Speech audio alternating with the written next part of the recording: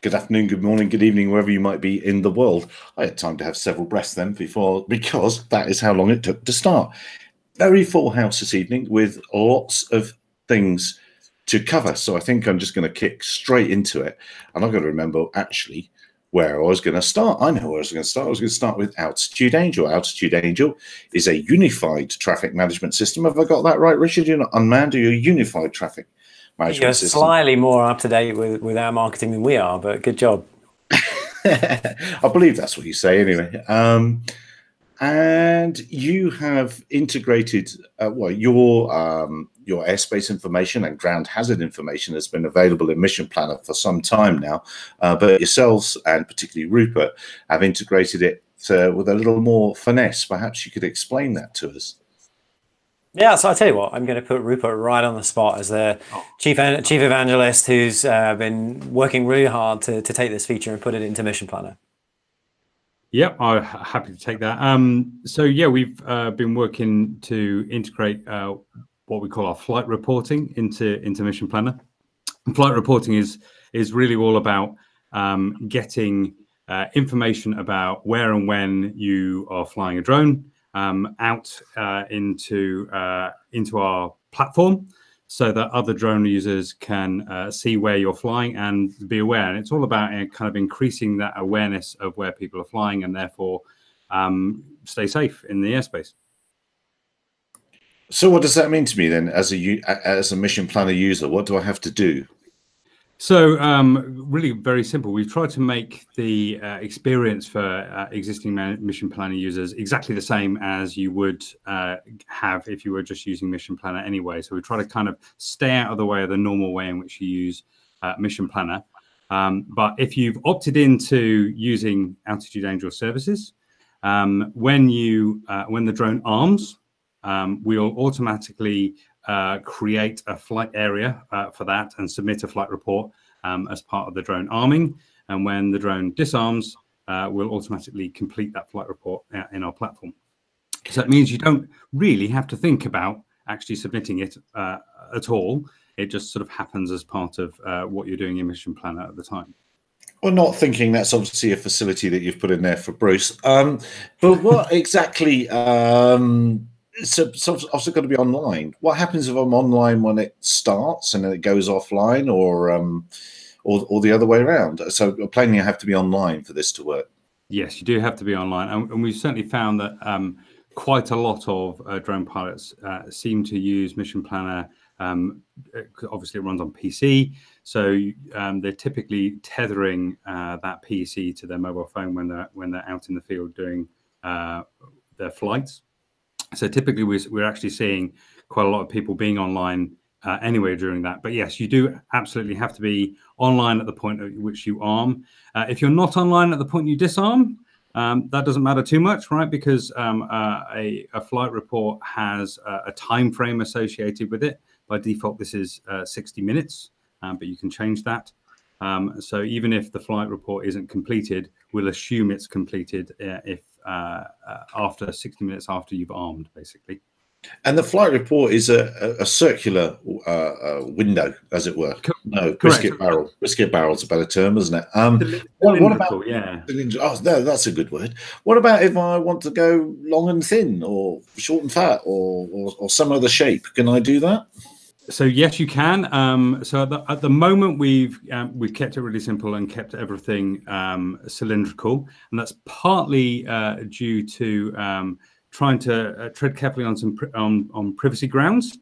So a cylinder is nice and ambiguous about actually what you're doing, whereas if you start doing, say, a long linear inspection or something like that, then it starts to become more obvious what you're doing, and we want to probably have some options in the future around being able to sort of turn up and down your privacy. So being able to say, I just want a cylinder and a big volume, or I want to have something that's a bit more accurate to my actual flight plan. Sorry, I went off a bit of a tangent there, but simply, yes, if you've got a flight plan programmed into Mission Planner, it'll take the waypoints involved in that flight plan and put a minimum 500 meter cylindrical volume around it, and say that's your flight plan. If your waypoints exceed that 500-meter bounding cylinder, then it will expand that out to an encompassing cylinder with a 50-meter buffer around it. So you're going to get a circle that encompasses wherever your plan is. And if you don't have a planner, mission planner, so you're manually flying through mission planner, which you can do, then it will just take the current location of the drone and assume it's a visual line of sight flight, which most are in most regulations in most countries, and put a 500-meter cylindrical volume around that center point. And so who's going to have, so I've gone off and done my flight. Who's got the data? Who can see it? So what we do is we take the position data and of that cylindrical volume, and we take you have to be signed into Altitude Angel to be able to submit this to us. But none of the details about the pilot, who you are, is communicated outside Mission Planner. So if you were to submit a flight report through Mission Planner and then see that flight report in, say, one of our partner applications or maybe Drone Safety Map website, all you would actually see is where that flight report is and its size, a title for the flight report, which by default is Mission Planner flight, and whether it's a commercial or a recreational flight, and that is it. And you have complete control over what that text is and whether or not that flag of commercial or recreational is set through the settings in the plugin to Mission Planner. Okay, and Richard's asked in the comments, which is funny, something I asked just before we started. I asked, does this work in software in the loop? And Richard in the comments asked, if I fly to a restricted zone using SITL, will the FBI knock down my front door? From our perspective, the answer is no, we're not sharing information with the FBI. No. This information comes purely into our platform and then gets distributed out to it. So if the FBI want to sit on Drone Safety Map and constantly scroll around looking for a flight, then they can certainly see that a flight is taking place, but they can't see who is flying there. So from our perspective, it is fairly anonymized in that regard. There's no way for a user to find out who is actually submitting that flight. I'm doing Gary. What about Homeland Defense? If you're being monitored by the Homeland Defense people, you cannot tell anybody. So even if the Homeland Defense people were monitoring the details of Altitude Angel couldn't tell you that. So Richard would have to make a non-statement. Well, we're a European company, so I'm not sure the jurisdiction extends that far, but I promise to be the warrant canary in the room and fall off my chair if that should happen, Bruce. Someone please, buy him a yellow suit. Come on. Look, I'm doomed. I cannot fly. I only see red. Please, guys, give me some green area to fly. I'm flying in SITL. So what you're looking at is a render. What you're looking at is a render of our default coloring, but the Mission Planner plugin by default doesn't actually take the cues for colors that we give it. So I would take this opportunity to remind all of the wonderful viewers tonight that Mission Planner is open source. And if you'd like to go ahead and improve that, you're welcome to take the cues which our plugin, or rather our server, is sending, but that the plugin is not rendering. So if you actually go and look at that same zone on, say, for example, dronesafetymap.com, or you head over to SEISnews.com and have a look at the drone map in there, there'll be different colors and different textures available to you. And it's also worth pointing out you can turn on and off various different types of air that you want to know about them or not. So again, just right-click the map, Altitude Angel settings, and you can turn off the various different layers of the map if they're getting in the way of what you want to see to plan a flight. Yeah, I know. I'm just using SITL just because we were discussing SITL. Cool. What was I going to say? It was another day, but the trouble is people are going to. Rybat said, "Would this data not be available under subpoena?" I don't want to. It's difficult not to drag this down into a terrible mire of potential outcomes, and I also don't want to jump too far ahead of what we're going to be talking about later either. But the data, flight data from users, is becoming an issue fast. And I'm sure you've got a very good policy answer for that, Richard. Is that my prompt to kick in? With that's using your name. Yeah, that's your So otherwise, I'll get Bruce to answer, and he'll have a very good. He'll tell you what it is. Well, I've just got to go off and get my yellow suit and put it on now. But no, I think, genuinely speaking, obviously any company is subject to a properly served warrant in the UK that would have to come as a warrant to us. We've actually fielded a few warrant requests in the past, and we have a very standard response to that, which is, first off, it has to be specific. So it can't be a fishing expedition. You can't simply say, we spotted a drone in the sky over there between Monday and Friday, and we would like you to return all the flight information we've had. So, the type of example there is it has to be a very, very specific request in a very specific time window and a very specific location. So as I say, we've had a few of those in the past, and we've returned with a, sorry, officer, we can't supply you with that information. If you'd like to go away and consider your request, then we can have a look at that. But it has to be properly served, and it has to be backed by a warrant. So that information is protected. Secondly, you have to remember, no one's requiring any of these users to share this information in the first place. So it is opt-in. And actually what we find is most people actually don't have an issue sharing it, because actually what they're interested in doing is keeping their hobby or their profession in good repute. And actually this is a great way to help with that, because again, it's not just Mission Planner users we're sharing it with, we're sharing that right across the network. That goes right into people's professional products that they use, CoverDrone and Consortic, etc. Two of our early partners that integrated with us. And again, what we're interested in doing is in figuring out, okay, well, what else can we do with this feature? Can we make it possible to reduce some of the friction associated with commercial operations, where in many countries they're already considering digital permissions for flying in controlled airspace? Classic example in the US with Lance. Can we take a flight report, and if we know that you're a commercial user, give you the option to one-tap submit that through the Lance application process without actually leaving whatever environment you're in? Again, it would be great if you are a multinational drone operator to be able to just have one interface that you could do that for lots of different systems. So again, we're trying to figure out how that works. And as Rupert pointed out earlier, I think what you'll see probably in a very next iteration of this will be some kind of dial that allows you to turn up and turn down the resolution of the geolocation part of your flight. I think we're open to feedback from the community, really, in terms of understanding what level of anonymity do they expect. We have to have some controls in there at the moment to protect the endpoint so that only authorized users can sign in. But there are other ways perhaps we can investigate securing that and anonymizing that data. What we care about here is reducing the risk in the airspace. I think Bruce has got a question or a complaint. I can't work it out. No, I have a suggestion. My worry is that if you are using the system, you're a legitimate user, commercial or recreational, you're in an area, you're flying, the flight's logged, but someone else in the same area at the same time has been acting nefariously, and the police go to Altitude Angel, they're going to get your data, and whether you did it or not, you're going to be the subject of investigation. My question is, why do you need to archive that data? Surely it's flight management, it's the now and the future, not the past. Can you not offer the people the option to do not archive my flight data, and then it is not stored on the servers, and the whole problem goes away? You're going to go a high level of use, because people, if they set that flag, will know that their information isn't going to be stored for later use by police or whatever authority. I personally think that's a really great suggestion, and I think that's something we can absolutely look into, right? I think one of the things we're really interested in understanding right now is where are people flying, and that's to help us, for example, provide quantitative information about areas of actual risk. There is a country that we've been working with. I won't tell you who that is right now, but there was a long-standing belief that actually the drone pilots mainly just stand in fields and fly around in big empty spaces, and actually the data that we had showed that most people stood in the city and flew their drones in the parks, which is very different, right? So what we're trying to do here is actually provide some balancing information to what regulators think is actually happening, so that we can, help to bring a balanced opinion to that conversation.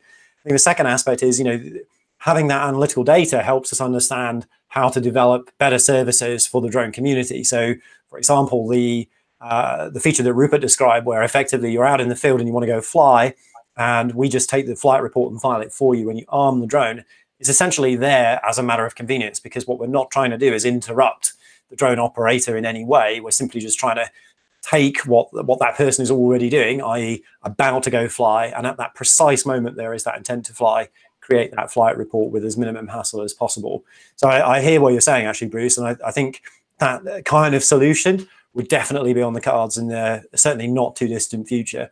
And I think if you then want to couple that with some kind of authoritative process, i.e.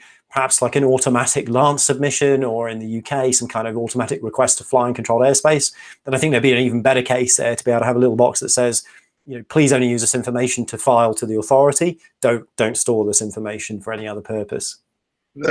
Just a quick question. How do I access my history? So your history right now is not available to see within Mission Planner. We haven't built that UI, although again, it is open source. Multi-to-Angel. Yeah, so you can go to dronesafetymap.com, go into the little hamburger menu on the left-hand side, and I think you can see all your completed flights in there. Again, what we're interested in understanding is, how do people want to see this information? We're collecting it now and we're making it available. And one of the big requests we got from folks is, it's great that you're collecting this, but can you give it back to me so that I can put it in my operating safety case, or I can check my currency, make sure that I'm getting the flight hours that I need. All this stuff has a set of open APIs behind it, which you can kind of get access to through developers.altitudeangel.com. So if you've got a great idea for it, we'd love to hear about it. If we have enough people telling us the same thing, we'll put a feature in for it. But if not, the APIs are open, and certainly at Altitude Angel anyway, your data is your data. We have no desire to monetize or advertise based on that. Yeah, because as you guys know better than me, all over Europe, on some countries, it's been asked to the pilots to present history of experience, and having a tool like what is available on Altitude Angel would be a bonus for those pilots that are trying to be recognized in some geographies. Yeah, that's a good suggestion. And it's certainly been some feedback that we've had from commercial drone pilots about using the history of flight reports as almost a health and safety record of where they've been flying. Yeah, I'm not flying here, Gary. I'm not flying here. No, I know it's simply a simulation. It's probably worth mentioning as well.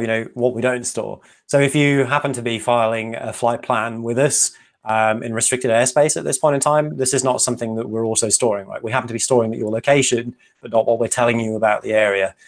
So I think that's an interesting aspect, because it means, if we were ever to receive that kind of doomsday request, tell me exactly what Louis has been doing in this area, for example, we could tell you that Louis had flown there, providing that was a properly served request, but we couldn't say whether or not you'd seen it was a restricted area or not. That's not something that we're currently storing. So I think there's lots of interesting things. I think I'll just add one interesting point, because obviously before we build something, we go and talk to users about it. We ask about the title for the flight, for example. Do you want to share a title? And people broadly polarize into a yes or a no.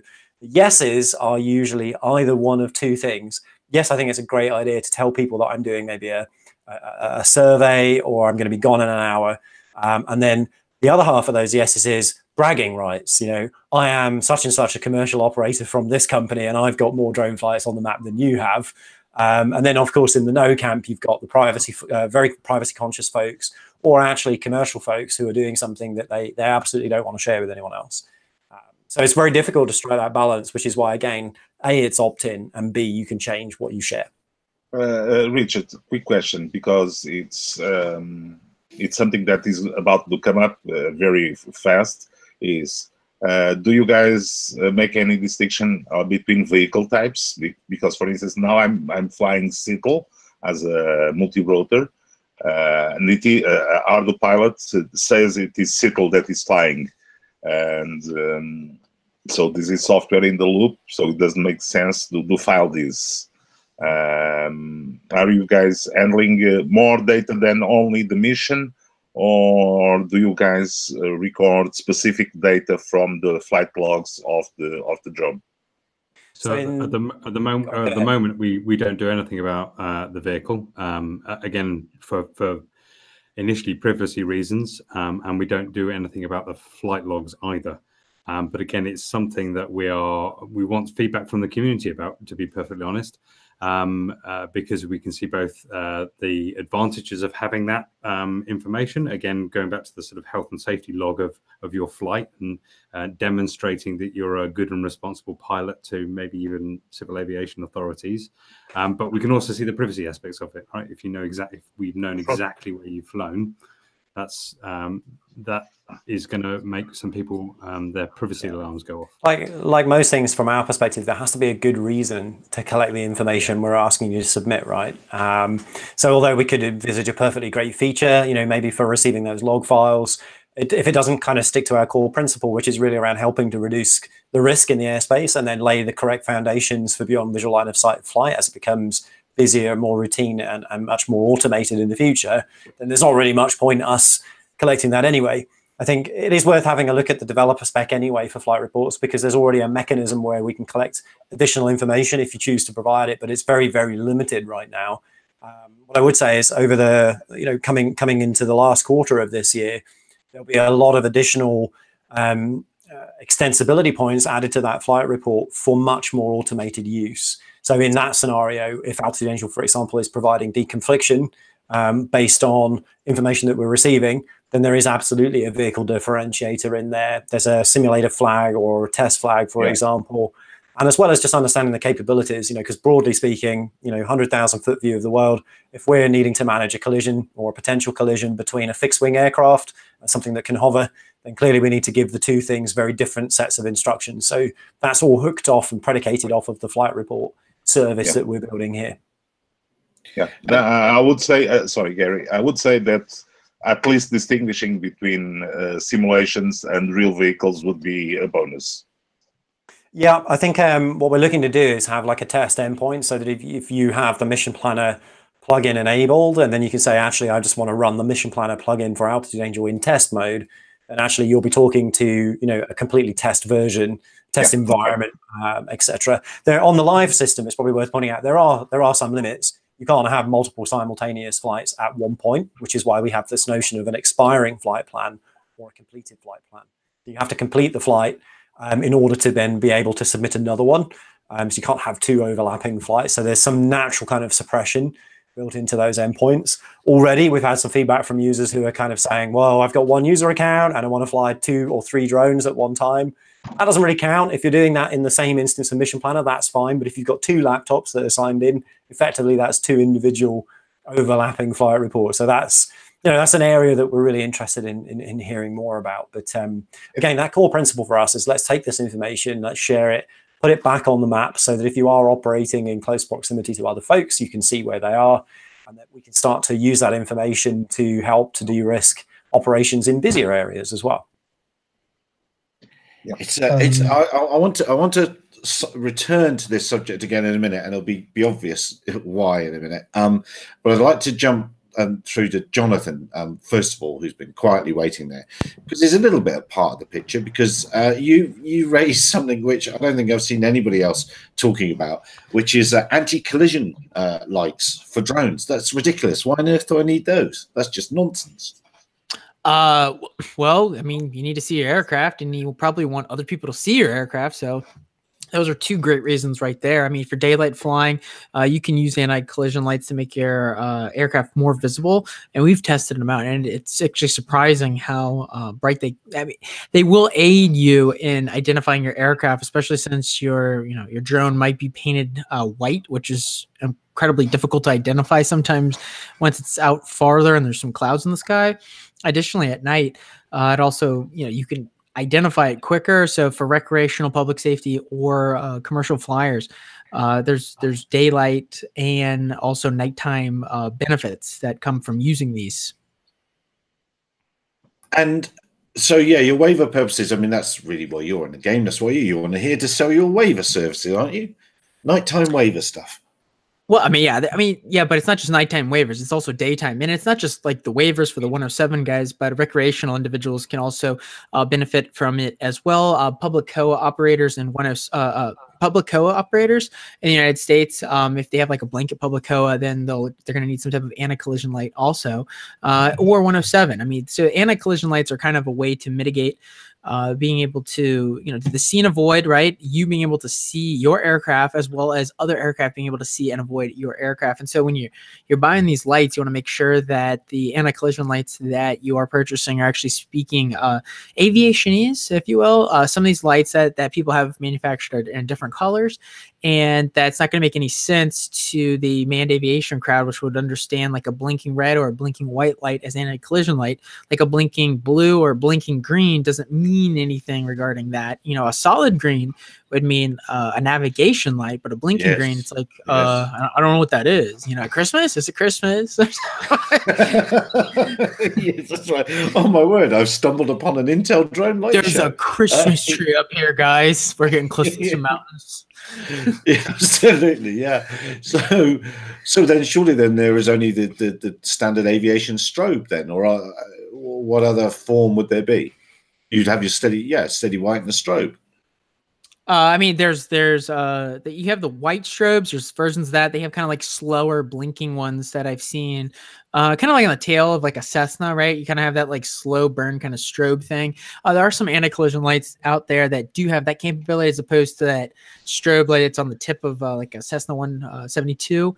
So you have like the strobe and then like kind of like a slow burning flashing one. And then some of them actually have the ability to be on constantly. So you can maybe actually purchase a solid one that has the ability to cycle through from the different features of like maybe a strobe or a slow burning one to just a solid one, right? And now you can turn that red one that was anti-collision a second ago, you change it to constantly on, and now it can act as a navigation light that you can put on your aircraft, and so you can actually determine the orientation of your aircraft while it's flying at night, or in a low visibility environment at least. Oh my God, I hate so much the DJIs that went green and red, not on port and starboard. Oh my God, me too. I know. I don't. It bewilders me why they did that.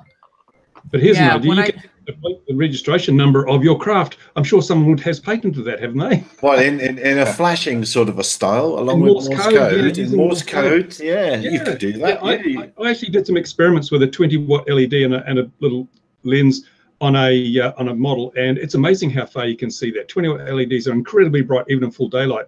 And I thought, what a great idea. If I was going to fly beyond visual line of sight, I'd put one of these. And then I thought, no, because then people would see I'm flying beyond visual line of sight. So the laws make it, you're less likely to use this, aren't you? Because you'll get caught. You need a ginormous battery as well.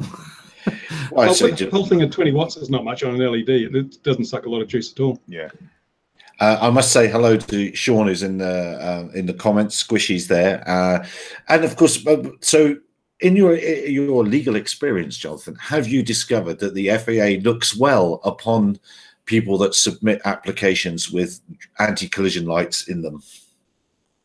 Well, the FAA is not going to approve a night waiver, reduced visibility waiver, or beyond line of sight waiver unless it has some type of anti-collision lighting system on it, or unless you can somehow show that your aircraft is not going to somehow encounter the other manned aircraft in the area. Maybe it's operating so low to the ground, right, that no aircraft would ever be flying there. Maybe that's the reason why. But yeah, the FAA typically likes anti-collision lights on those type of waiver operations. But even if, setting aside the 107 issue, if you're recreational public sector, these are things you should be considering for your operations. But it's interesting, isn't it? We've got to either end of the table here. We've got the anti-collision lights, which I don't know. I'm going to guess have probably been around since the 60s or something like that on manned aircraft. And then we've got Richard sat there and Rupert, and they're talking about an electronic notification system that the operator on, what I'm trying to say is the operator on the ground potentially has more information about aircraft around them in the air than the chap in the sky. Should we be worrying about anti-cold light? Shouldn't we be mandating manned aviation jumps aboard any unified traffic management systems? Yeah, so that's a really interesting discussion right there. If we, when he brings up UTM and that discussion, you're also going to get into, well, really, how many of the manned aircraft guys are participating in that system? Because if the whole reason we're trying to get on these certain types of systems is to then be able to see and avoid other aircraft. If not everyone's participating, the usefulness of that goes down dramatically, right? And then anti-collision lighting, well, if they're all required to see and avoid all the time, and if they're really bright lights, then you know, the non-compliant people will kind of see that, if you will, because they're not participating in that UTM system, but they're going to be participating in the see and avoid system as required per everybody's regulations. It seems like everywhere, right? So that's at least like, you know, one safe way to go. And then another layer, a UTM system would be very helpful. But you're going to have a lot of non-participating people. I mean, even with the here in the United States with ADS-B, not everybody has to comply with ADS-B in January 1st, 2020 when that comes online. There's going to be a bunch of individuals that are going to be they do not actually need to comply in certain types of operations, and that can be happening out in rural areas where you might actually be having more of the beyond visual line of sight type of operations happening because there's less people flying there, which is where the ADS-B doesn't have to. So it's creating this problem there where then, you know, the drone guys are going to be getting upset, going, hey, well, we would like maybe these guys to kind of start you know, getting on board with the system if we all have to comply with UTM or something like that to try to fly beyond line of sight. And there was that NASA article. I don't know if you saw that. There's a discussion in there. They were talking about that they weren't going to approve any of the beyond line of sight waivers unless they were actually participating in UTM, which is problematic because now it's like you got to join one of these situations, and so that's annoying. Additionally, Manned Aviation has some incredibly powerful lobbying groups, you know, with EAA and AOPA. And what are your chances are getting any type of, you know, ADS-B everywhere or something where everyone has to, you know, participate getting done if their lobbying groups are saying no to that, right? So I think people are picking on some of the drone guys immediately because the lobbying efforts are not as well organized as AOPA or as funded as AOPA and EAA. Yeah, absolutely. And well, surely manned aviation, because there's a man with skin in the game, should meet or exceed the standards required of the unmanned aviation community. If it's safe enough, if it's the minimum safety standards for us, it should be the minimum. My high horse is pulling in. I had better get off my high horse. But, you know, it annoys me slightly. Richard & Co. and other companies are available, are making capable systems and that do, you know, that are potentially the future of air traffic control as well in a lot of ways. And manned aviation isn't coming to the party. Hashtag no GA below 2K. That's what I say. Things have got to change. Got to change. Right, I'm getting off the high horse. Someone else take it. Someone rescue this conversation. No. Damn you all. No rescue. Actually, I have a question. I'd like to get back to that plugin in Mission Planner. As far as I understand it, that software takes the mission as it is created prior to takeoff. But as far as I understand, you are required to have telemetry linked to the ground station at all times for the actual flight path to be recorded. What happens if that telemetry link gets broken because you've got now too far, or just because the mission is set up that way? You can't really guarantee that's gonna work because some of the missions might be run outside of the radio control distance, because that is actually allowed in the audio pilot code. Yeah, you're right. So again, what we're trying to do is there are a couple of phases to this. The first is, what's the line of best fit for everyone?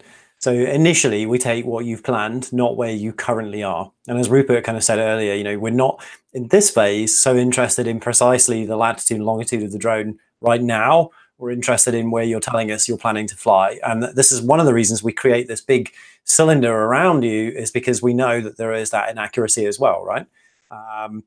Given that line of sight is generally around somewhere, you know, it's generally accepted to be around 500 meters from where you take off, that's a pretty good catch-all for us. Of course, you can, you know, if you're planning to go further than that, then we'll take that and capture that into the cylinder. Now, as we look towards the end of the summer period, coming into early fall, depending on which country you're in, autumn, I think, is where we call it elsewhere. What we're looking to start doing is taking the real-time telemetry from the drone when it's available to then essentially move that location as you fly. What we're interested in right now is just understanding where, how is this feature working for people before we turn on that real-time telemetry endpoint for the masses. And that's always the kind of the fine line we're walking here. Is we have this capability today, and a lot of our commercial customers are using this. If we want to make this something which is now available to everyone to use, how do we do that in a way that doesn't reduce the quality of that data? And I think, Louis made a really great point earlier. At the moment, our endpoint isn't distinguishing on a public aspect between something that's simulated and something that's actually real. So, we have to be able to answer all of these questions competently before we open that out to everyone. But, we're here telling you guys about this feature. We're interested to collect your ideas and your feedback on it. So, you might turn around and say, we desperately, desperately, desperately want real-time telemetry sharing for all of our flight reports. If we hear that, that's something that would be a very strong signal to us that it would be good to prioritize putting that in the APIs now for as many people as possible. It's a brave new world, isn't it? And I'm going to jump. Where I wanted to back this around to, and having you here, is to bring Ian in, and then it's like you're going to be captive in a minute, Rupert and Richard. Really, you have trapped you, because Ian has asked several of us to speak to the drone legislation use restrictions and enforcement consultation that's coming up in the UK, or is in process at the moment. And I encourage everybody, dear viewer that's here, all several of you, to fill it out and have a look. In fact, I'll put the link on here in a second. And we're all gathering and holding lighters up. And are we going to release a Christmas record, appeal record, or something, Ian?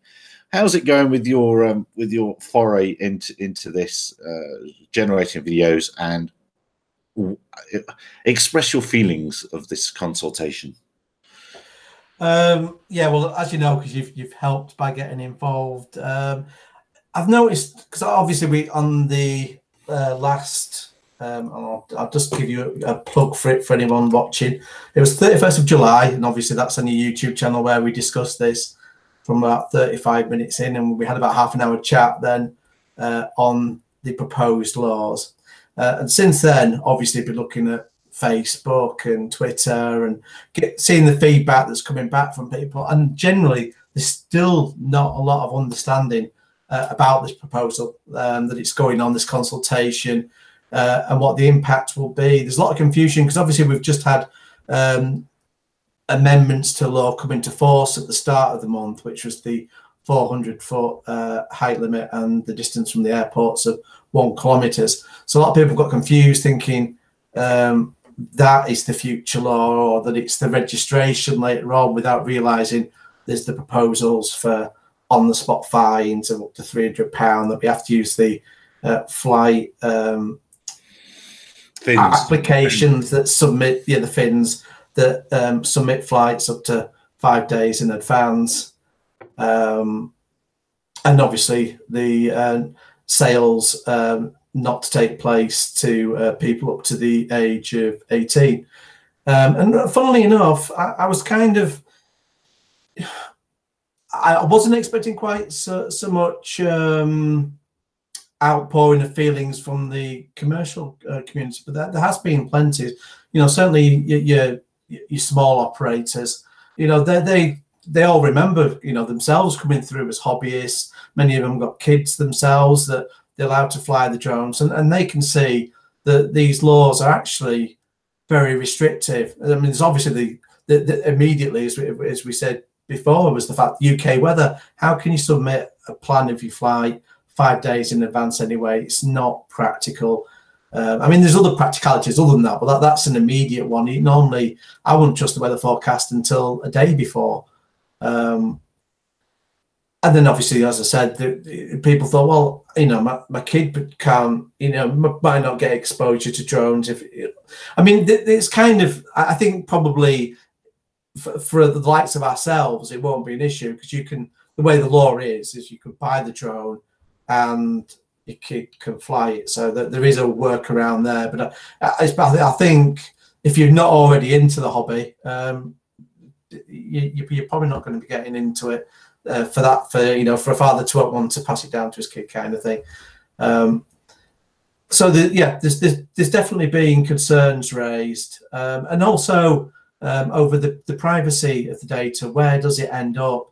The anonymization itself, that entire concept's a joke, because if you say because normally when they talk about anonymization, what the meaning is, we're not going to have your name, we're not going to have your address on there, but we're going to share this data. But you can have GPS data on there, so that in itself is saying where a person is. So let's say there are people that you've got big enough land where you can fly your copter. So if you're flying your copter on your property, that's in the data. So if it's seen that there's no flights there, someone could work out, that's your home, or even where that's a place that you regularly fly. So there is information that could be extracted from that takes anonymity away. So there is the concern about who's it going to reach to. And again, what I thought was with council wardens being able to issue fines, that was kind of scary enough, because you're giving powers beyond the police. But then I thought it also gives councils an incentive, because if you think about it, the law the way it is makes it illegal for most people to fly on their own property. So where they do go, they're going to fields that you can't have a farmer's field, because farmers come out with shotguns and third to shoot your drone down. So people going to land that's primarily owned by the local authorities. So for example, if you're in near Leeds or Bradford, you might go over to Ilkley to Ilkley Moor, where that's council-owned land, and they don't mind people flying drones at the moment. But imagine if councils are told, wait a minute, you can get £300 for finding anyone flying a drone near your land. There's an incentive there to just say, ban drones from all our land, see it as an income, because we've seen that with cars. Once councils have the power to put parking fines out, we've had whole rafts of city centres pedestrianised or made that difficult to get into. And now we're seeing retailers all going to the wall because there's less footfall, because people aren't going in to city centres, along with obviously the internet shopping side of that. But there is incentives there once you start putting financials behind it that could actually kill off the hobbyist, and even commercial for that matter. If councils start thinking, well, to ban drones, we can just monetize all of this, it just becomes impractical. The cost just would not make it worthwhile. And then some operators are already saying, if the fins come in, that's going to cause me just another level of red tape, and I've got enough red tape already. I mean, many operators are doing it with, they're running other businesses. They're actually subsidising the drone work. It isn't paying. I mean, the government's really, with that price, what our Scoopers report, is getting misinformation. At the moment, there isn't enough money there. Most people going into it are just thinking there's money to be made selling photographs, buying an Inspire, and it's proving not to be the case. You see so much kit being sold off for people, going in, spending 10 grand, maybe a bit more, thinking this is a sound business, and realizing actually it's not. And again, if you haven't got all the video skills, you don't know how to do all the post-production, you're immediately going to struggle. But obviously you're not told any of this. People think, oh, it's a business that's easy to go into, and it's not. I did have another point, but I've been going on then. I've got on a slight tangent that it's slipped out of my mind, but it will probably come back. Oh yes, it was to do with commercial operators. I'm trying to think where I was going with this now. But yeah, there were definitely there were a number that were saying, I'm leaving if this comes into force because of all the. Yes, it was the fact that the system itself is half a system, and that's never good, because whilst drone pilots have to submit their flight plans, if you're flying a glider, you don't. If you're in a balloon, you don't. So actually, there's a lot of other objects in the airspace that you could coincide with that aren't on the system. So what they're saying is, if you're going to burden us with this, it should happen. Everyone should have to do it. It shouldn't just be drone users that are targeted. So we're saying principally it's unfair and it's half a system. Well, funny enough, I was thinking because chap I know is very into his gliding, and he showed a business jet that via ADS-B track went straight through a gliding site last week, descending into Oxford. And in actual fact, I have a sort of hunch that certain members of general aviation could probably do with joining this effort to protect their airspace rights. There's a big push to have a huge extension of controlled airspace around the Oxford Kidlington area, because that's really where the RAF lives now.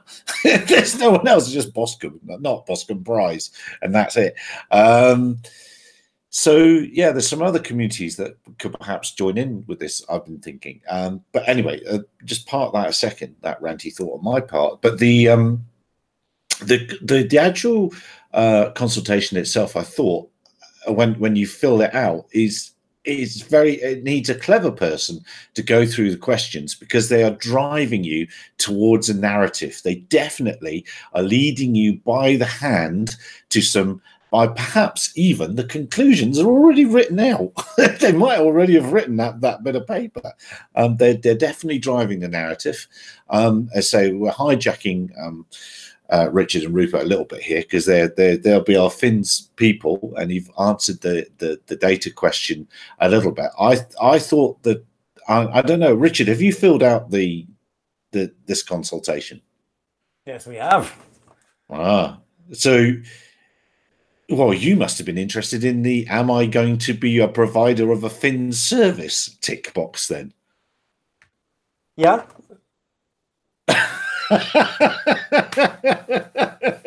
full disclosure here. Full disclosure.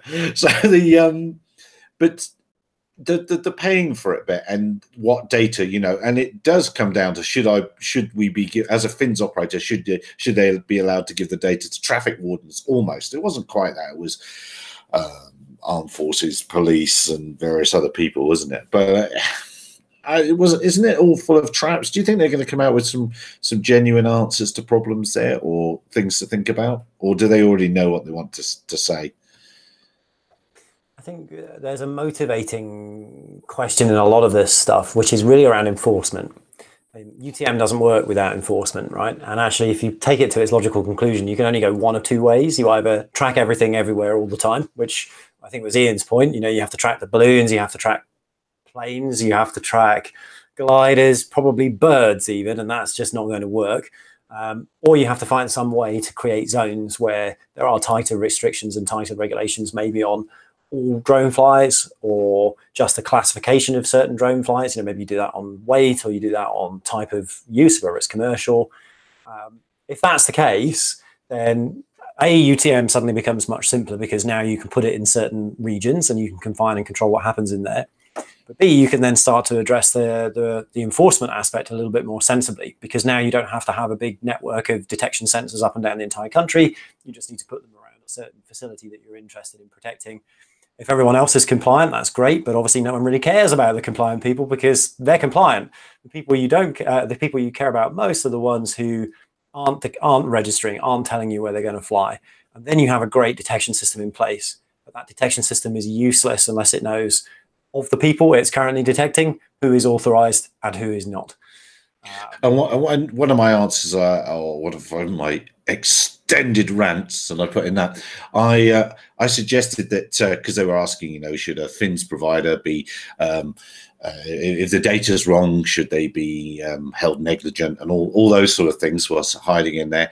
But I also suggested that I would be if it did go down this route, I would be very disappointed if all the data wasn't held and kept within the UK and wasn't kept by a UK company, and even to the point that I'd rather have NATS or someone else being the ultimate arbiter of things than well, not having to pop it yourselves, but a company from overseas might whistle in with a Billy Whiz solution, and I'm not sure that's the right thing to do. I mean, we're pretty clear. I mean, on the commercial side of our company, we're a technology provider. Our goal is to provide operating system technologies to those that then go and deploy them and operate them, a bit like Microsoft does with Windows. Just because you're running Windows, it doesn't mean Microsoft own every document you write. In this instance, when we're talking about a registry, our goal is to build a registry, but not actually operate it. We have an operating model where we can do that, but from a commercial perspective, we don't really want to own that data. It's not what we're about. What I think is interesting is looking at, within a country right now, not just the UK, but more more generically, a country typically has a couple of organizations that it holds, usually under sovereign control, state control, that are licensed to handle this type of information. Question is that license going to go far enough to support what they're proposing with drones? And if it doesn't, should it? And if it doesn't, and the answer is no, it shouldn't, then who is going to run it? And then I do absolutely share your concern. It shouldn't be in the hands of a commercial entity. I think that information in and of itself, it's mine, it's yours, it's everyone else's. What it does become much more interesting is, though, I often see the registry conversations compared to something like the DMV in America, the Driver and Vehicle Licensing Association here in the UK. I think there's a big critical difference for that information is in the drone world. Being able to elastically share that information with who you choose and different services is really, really key. Whereas in the UK, certainly with our DVLA, I'm sure it's the same in the US with the DMV. The concept of an API to share this information is probably completely beyond reality. And even if there was an API, doing it in a way that's secure, that puts you in control of your personal information, probably isn't going to be there, and certainly isn't going to be something that was put into that registry from its first design and its first inception. So again, when we come back to answering that Finn's question, then yes, we do have a commercial interest in creating technologies that support this, but not in running it. And I think that's got to be in the best interests of everyone. Yeah, the Finns thing, in the way it was phrased, annoyed me in that they really want us to have fins. When you look at that, that's where they're leading us by the hand. And I do think the way that blaming youngsters, those under 18, really for all the troubles and woes in the world is just wrong. It's not the group that's causing the trouble. And you've mentioned it before, UTMs don't work without enforcement, and I don't think it would take many of us. I think we could all name a couple of UK groups in particular that are particularly all for bending the rules, and if there was a bit of enforcement action there, then a lot of stuff would stop straight away. They've got to crack on with the enforcement a little bit and not kill the hobby for youngsters. So yes, I am on the rantosphere. Maybe we should move topic. Where are we doing for time-wise? Oh, 9 minutes to go.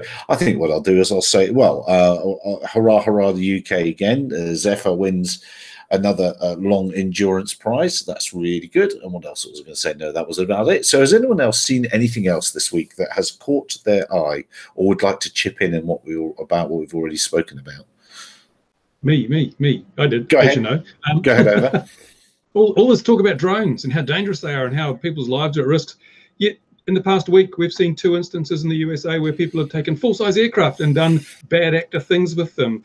And I've always said, I think the regulatory authorities should get the manned aviation community sorted before they start dabbling with toys. And I think this makes the point. I mean, if you look at the number of people that have been killed by bad actors with full-size aircraft, especially if you take 9/11 into account, it's hugely skewed in favor of manned aviation is the huge danger. It's the elephant in the room while the regulators are all talking about, oh, drones, and we've got people pretending to try and, assassinate despots, leaders around the world. The real issue is the dangers of manned aircraft. We've also had allegations that or in my case, we know that a pilot has killed all the people on his commercial flight because he decided to commit suicide.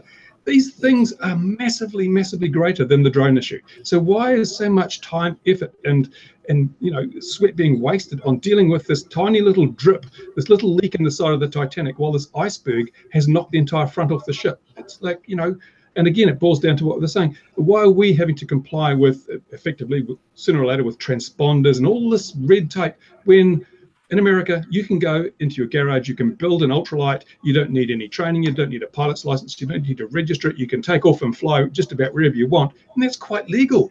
And you can have a gun with you at the same time, and that's legal too.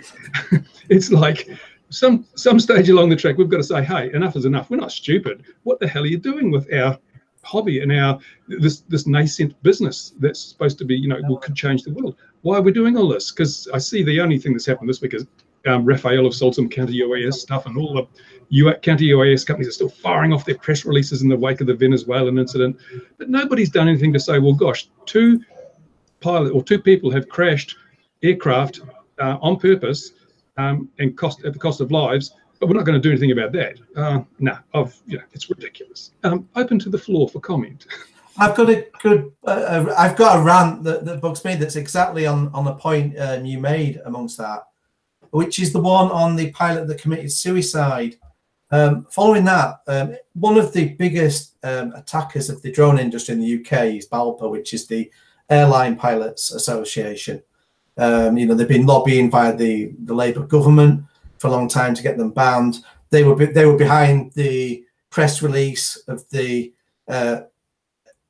flame wing javelin thing they built to smash through the aircraft windscreen, and then presented that as a hobby drone when it wasn't. But they, at the same time, were fighting tooth and nail to prevent their members being checked for mental health issues. So they're saying, we're all for safety, but actually when it's anything to do with their members, they're not. So they're not fighting for safety, they're fighting for their own self-interest. And that was just one, I just thought that is completely hypocritical. And I should note, how many times do we hear that a drunk pilot has been removed from the plane? Yes. And I should note that BALPA and the National Farmers Union have a position on this civil aviation paper and have asked their members to respond to it. So if at the last one, which happened 2016, 2017, there was only about 600 odd respondents. So guys, fill out this thing and let your voice be heard. It's got to be done from wherever you are in the world. Please do that, but just try and do it sensibly so that they can use the data. I think the world does need some sort of unified traffic management system or some sort of change to air traffic control, but there don't need to be casualties on the way.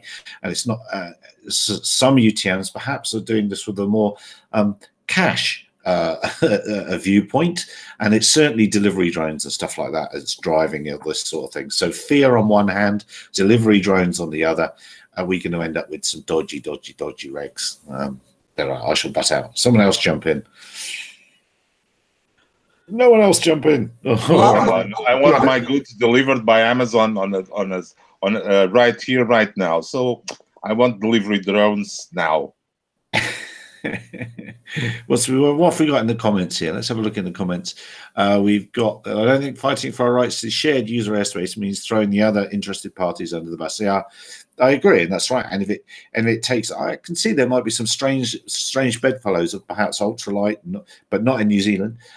Pilots and gliders, balloon pilots might need some protection. Post a link. I will post the link again. Someone take over while I'm posting the link. In the UK, surely, I've been reading the Daily Mail, that wonderful oracle of things that happen in the UK. And I figure all you've got to do over in the UK is just say, I'm a traveller, and the police won't touch you if you're breaking the rules. True.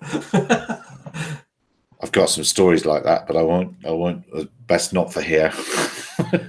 That won't go down so well. Shame. What's the time? Oh, look, we're 3 minutes. One for Richard.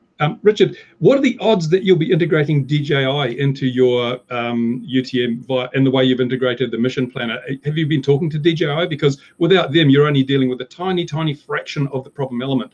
And if you had DJI on board, well, basically you'd win just about every contract that was going, wouldn't you?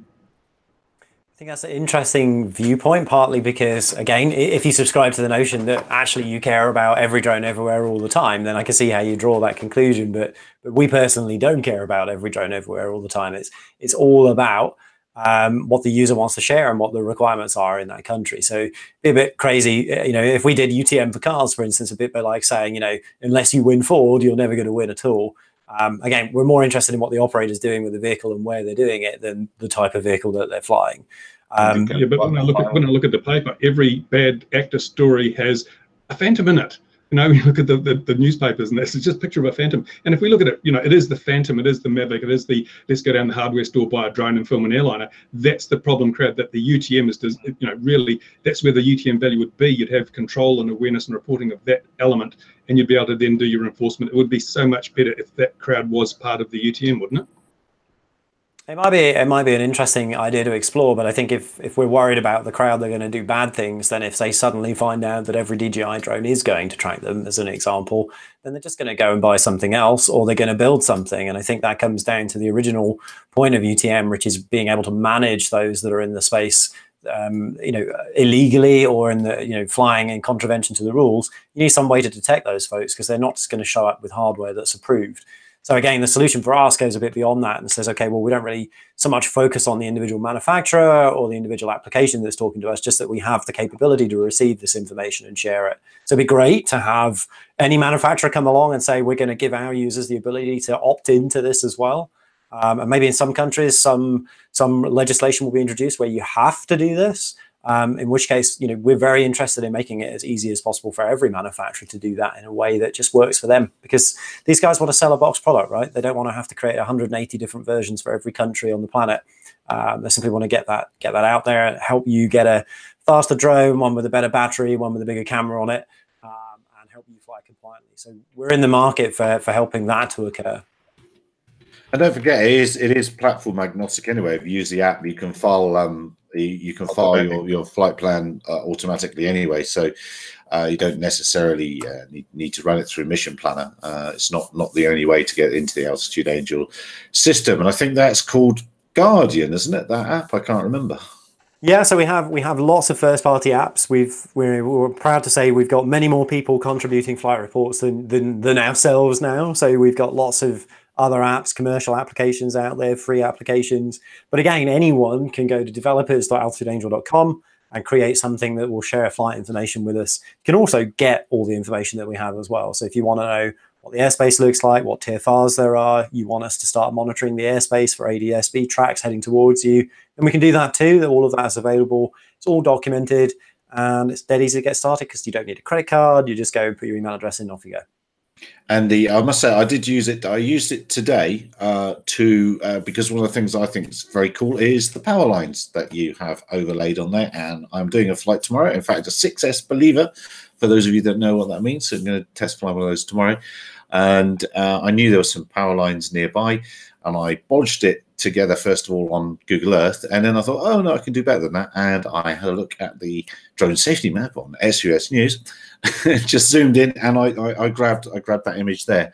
I mean, that in itself is a lot of work. And I was going to ask you, because the poles are in exactly the right place. Where did somebody go along, go there, or do you get that information from? Did they? That's what they did. For every pylon everywhere in the world, we have a one pylon per person rule at Altitude Angel. Fair enough. It's a big team. It's a big team. No, I mean, sophisticated data processing technologies that we built, right, to use different data sources from around the world. It is one of my favorite demos to do at a trade show or something, when someone comes up to you and says, hey, can you show me all the airspace? And you say, yes, I can. Where do you live? It's always a risk, but then you show them the airspace and then you zoom right down, and then you can show them that you've got hopefully at least you've got the power pylons, the railway tracks, the road infrastructure near them. But more than that, if you turn on the satellite view, the icon that we drop on the pylon is usually more or less right on the money. I like to think that that's because we're really accurate with our data processing. Maybe it's just Google being really accurate with their satellite imaging. But I think perfectly, right, we're both using the same coordinate reference system for this stuff, so it should add up. And 99.99% of the time it does. But if you do spot an error, you can report it to us. We've got a general email address which anyone can use, and people do use for literally the craziest things sometimes. But write into us at hello@altitudeangel.com and tell us if you found a problem, and we'll investigate it, even down to the pylon. If there's a pylon that isn't there anymore, we'd love to know about it. Oh, that would be every single telephone. Well, we don't do telephone poles, but that would be every single one up here. The telephone lines were stolen here about 6 years ago, and our telco said they're never coming back. And it seems like we've had very strong winds, and many of them now form people's fences and things. But anyway, that's another thing altogether. There's not. If they decided to bring telephones back here, there's not a telephone pole for about 10 miles. But anyway, that's another thing altogether. What was I going to say? I was going to say yes. It's excellent how granular. I don't work for Altitude Angel, but it's very granular, and you thought ahead to things like playing fields and other parkland and other open spaces that might contain people, and that almost, in fact, Squishy is here in the comments. One of the things I'm quite dismayed with is I don't know if we saw pictures of that child that was sliced by a multi-rotor in a park, and the people that are calling that fake news and well, it's that child's fault, the parent shouldn't have been there, the irresponsible comments I'm seeing around that's dismaying me, actually. It really is. Oh, hang on, Richard in comments says, still have an issue with the heliports not showing a 5-mile radius circle around them. I have reported it. That is probably in America, I think, isn't it? No, I can see the heliports right here. I know where they are, so I can see them right here. And Oz by drone. Oh, he was going to go worldwide problems for you. Now it annoys me how if heliports were removed more than 10 years ago in Australia and appear on maps. That's supposed to show you where to fly. And here's the Gary's power lines. Yes, yes. And the heliport. I know certainly with AirMap, and this takes us back to the whole thing of anyone supplying airspace data and accuracy. I mean, that certainly has airports and helipads that were decommissioned 10 years ago still on there as no-fly zones. Because that's another irritation for drone pilots is when you get something that's a no-fly zone and it definitely, you actually can fly there. Yeah, so out-of-date data is definitely an issue. The thing is, they might be out of use, but they're still registered at the national authorities. So if they're registered there, they're still active or can be made active at any moment. Well, so a lot of these, if they didn't disappear from CAA, they're still active. Yeah, but I can't see that being the case in all the cases, because a lot of this land these days, governments don't sit on it. They want to sell it off, and before you know it, there's houses built on it.